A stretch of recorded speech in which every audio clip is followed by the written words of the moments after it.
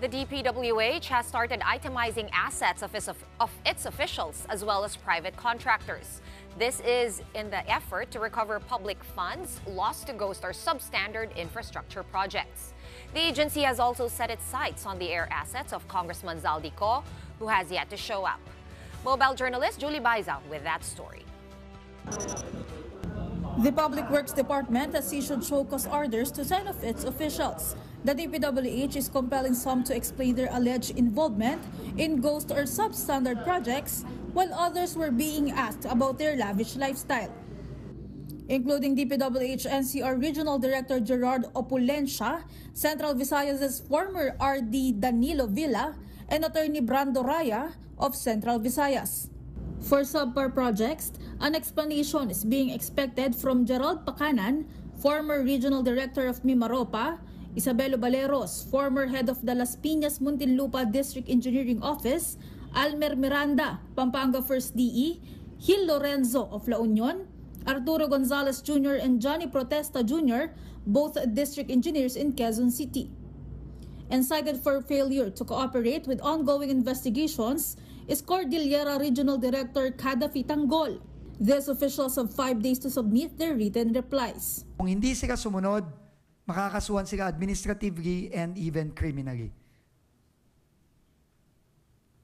So sumunod na kayo ngayon pa lang. Kung meron kayong mga nagagaman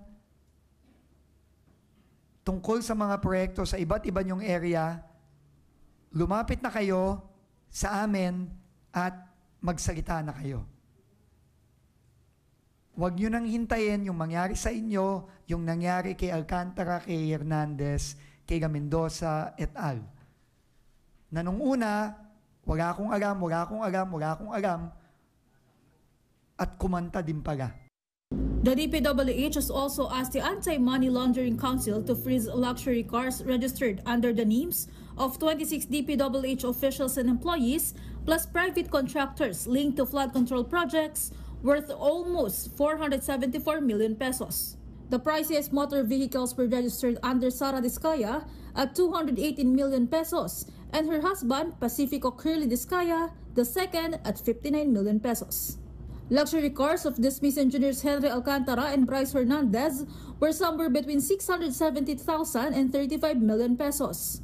On Wednesday afternoon, Hernandez turned over to the Independent Commission for Infrastructure 2 of his vehicles. His lawyer, Attorney Raymond Fortun, said this signifies that his client is sincere in helping the probe. Si Secretary Remulla had laid down one particular condition, which is that meron dapat na show of good faith na tinatawag, a turnover or a return of the vehicles, the luxury items like watches, properties kung merong mga binili, and then of course monies that were obtained through illegal means. Umpisa pa lamang sinabi na namin sa kanya that this is the path that I desired that he would take. Meantime, the DPWH also has its eyes on Congressman Zaldico's air assets worth almost 4.7 billion pesos. These include at least 2 Augusta Westland choppers, 3 Bell choppers, and a Gulfstream plane. Secretary has also asked AMLAC, the NBI, and the Civil Aviation Authority of the Philippines to have these assets frozen as well. On September 24, President Marcos directed government agencies to secure enough evidence against those tagged in questionable flood control projects.